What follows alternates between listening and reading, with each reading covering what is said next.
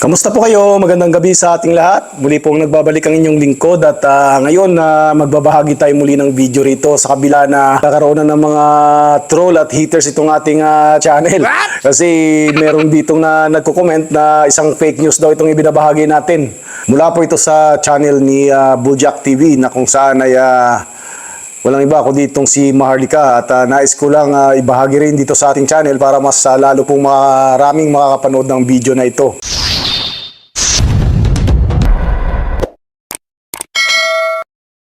Ang gagawin lang nila para matahimik tayo o matakot tayo, mga palangga, ay papailan tayo ng mga kaso, mga panghaharas, mga pananakot. Di ba? Ngayon, ang sinasabi ko sa inyo, yung ginagawa ngayon sa mga vloggers, nag-hearing na ba sila tungkol sa mga vloggers? At ito ngayon, bakit hindi ito imbestigahan yung bicameral report na ito na blanco at ipatawag yung mga jutang ginimes na mga pumirma, lahat yung binanggit natin kanina. Bakit hindi ipatawag ito, mga ito? Bakit nyo binlangkuhan itong mga line items na ito? Sino ang nag-utos sa inyo? Bakit binlangko ninyo? Di ba? Tapos ngayon, dahil nagko-comment tayo dito sa mga jutang ginimes na huwad committee na ito, ipapatawag lahat ng mga nagko-comment dahil minamalay natin itong House of Crocodiles. Nakita niyo yung ginagawa ng mga hayop na yan, imbis na gawin yung trabaho, yung mga kritiko like me, like you, ang ipapatawag, kakasuhan ng mga libel case, paano maging libelous, mga kababayan. Ito nga yung defense ko dito sa mga kaso ko. Yung pinag-uusapan natin, public interest. Yung tungkol sa budget na yan at ang ginagawang kahayupan ninyo, mga jutang ginimes kayo dyan sa Congress at Senate, public interest yan. Hindi kami nagre-report dito o nagsasalita dito o nagbibigay ng opinion o binabalangkas namin lahat ng kasinungalingan ninyo para kami ay gumawa lamang ng kwento na ay trip ko ngayon. Gusto kong awayin itong mga buwaka ng ginimes na to sa Congress.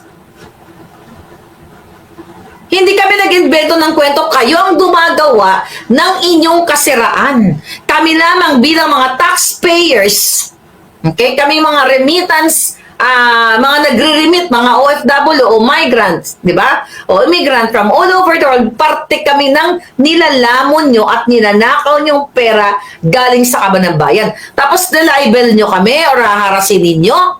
Di ba? Paano naging libelous ang isyong panglipunan, katulad na lamang ng ginagawa niyong pagigipit at katulad nitong bicameral report na ito na binlangko ninyo. Pera yan ng Pilipino. Tapos ngayon nagsasalita. Dahil nagsalita si Captain Dado, nagsalita si Jason sa o sino pa mang si Channel 167, di ba? Yan, isa pa yan. Na hinaharas na nga yan, nakulong na nga yan, di ba? Ni Palangga. Si Palangga. So, kakasuhan tayo para patahimikin tayo. 'Di ba?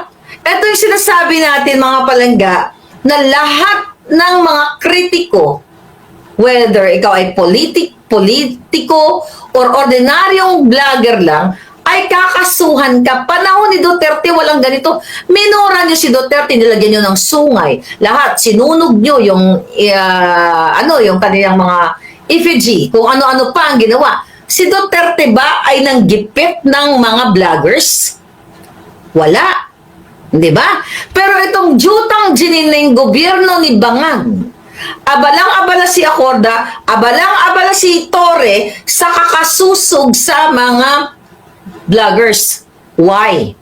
Kasi hindi nila tayo kaya, mga kababayan. Hindi nila kaya yung power ng social media. Kasi ang mainstream, wala na yan eh. Ang advantage ng mainstream dahil meron silang,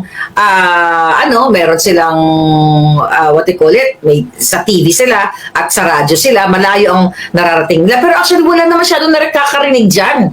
Lahat ngayon, karamihan ngayon, may mga telepono na. Kaya ganito na lang na gusto tayong ito ba? Malisyoso ba ang pagsasabi ni Congressman Ungab, ni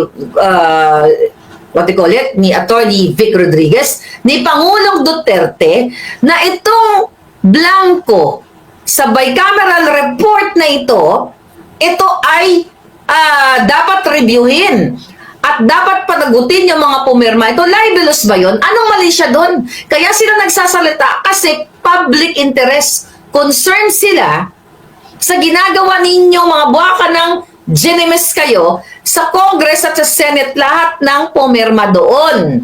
Nagbingi-bingihan kayo, nagbulag-bulagan kayo, nagpagamit kayo kay Lisa Kidnapper na i-blanco yan para sila ang mag-fill in the blanks doon. Ano ang mali siya doon? Ano ang malisyoso? May actual malis ba sa aming mga vloggers para kasuhan nyo kami? Intention ba naming sirain kayo? Gumawa lang kami isang araw, nagising kami, o gusto ni Ungab magsabi na blanco ito. Si Pangulong Duterte nagising na lamang, mag-interview tayo, kailangan sirain natin. May grounds, may basis, at hawak ito lahat ng mga kongresista at mga mga kongresista. Lahat yan, hindi yan inimbento. So, walang actual malice, walang libelous, wala kung ano-ano pa mang, gusto nilang kasuhan tayong lahat. Walang misinformation. Dahil kitang-kita mo bangag, ikaw ang tunay na fake news. Sa pagiging addict mo pa lang, putang ina ka, Marcos Jr., 10 ng pamilya mo, kaduluduluhan ng apo mo, magdudusa kayo sa lahat ng ginawa ninyo. Papantay ang paa ninyo at gagantihan kayo ng langit. Yung pagiging addictus mo, yawa ka. Huling-huli ka na sa video, huling-huli ka na nung araw ng kagitingan, ang kapal ng mukha mo.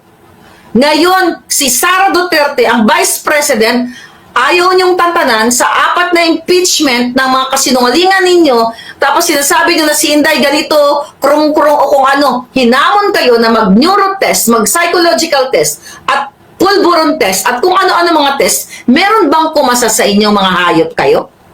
Wala. Kasi alam na alam mo, Marcos Jr., ikaw, Liz Satanas, at pati mga Junakis mo. Okay? Dahil nakita naman ni Kati Binag, lahat yung mga kaadikan ninyo, kayo ay dapat magpapulburon test lahat. Salot kayo sa lipunan. Yang hayop na Lisa na yan, yan dapat ang inuuna. Inuuna kung merong batas na bitay ngayon. Kaya nga, kanina napanood si Atty. Vic, from 5 million, 1 million na lang daw. Sabi ko sa iyo, Atty. Vic, wag na 1 million, 5,000, gitay agad. Sana maipasayang batas na yan. Kaya pagdating ng, ako hindi na ako nag-expect. Ayoko mag-expect na magkaroon ng election. Even though I'm supporting Atty. Vic kung Marcoleta, agad maaari, ayoko nang magkaroon ng election. Abolish na lahat yan. Pero just in case na magkaroon pa ng election, huwag nyo nang iboto itong mga pare-parehong mukha o dati ng mga kawatan. Kasi kailangan natin sa Senado na pwedeng magsulong itong batas na ito na gurgur. Ito mo ginagawa sa atin. Diba? Ano ginagawa sa atin mga palangga? Kitang-kita na ang katotohanan na sila'y nanggigipit, sila ay nagsisinungaling, sila ay nagpo-forge ng mga dokumento. Excuse me. Anong ginagawa sa atin? Tayo pa ngayon ang ilalibel. Well, sabi nga, the only defense that we can have from this,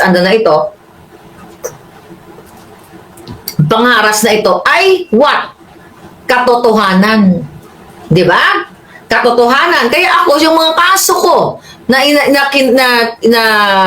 panggigipit nila, lahat yan may mga informante. At may batas dito sa California, and I believe din sa Pilipinas, na hindi mo pwede i-disclose ang iyong informante na itong mga, like si Zaldico Robles na nagpapanalo sa loto, yan pa yan.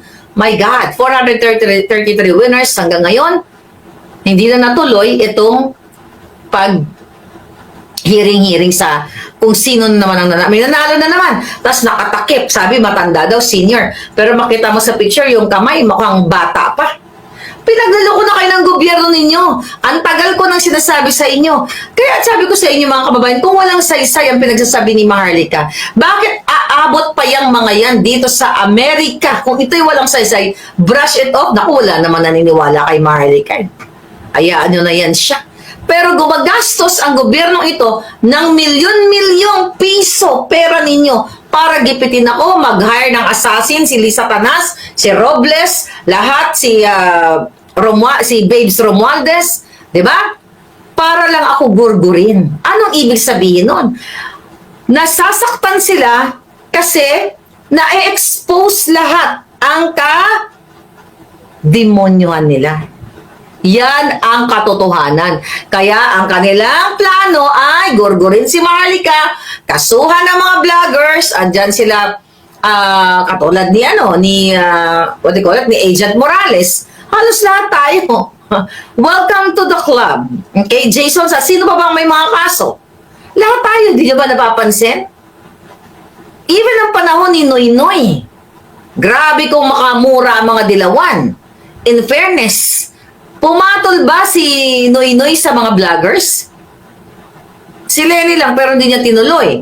'Di ba? Alam niyo 'yan. Cease and desist letter 2017, sinagot ng lawyer ko, umurong naman yung kipay niya. But anyway, if you compare the bangags sa akala natin worse na yung Aquino administration, hindi naman ginawa ng Aquino administration yung mga paggigipit sa vlogger.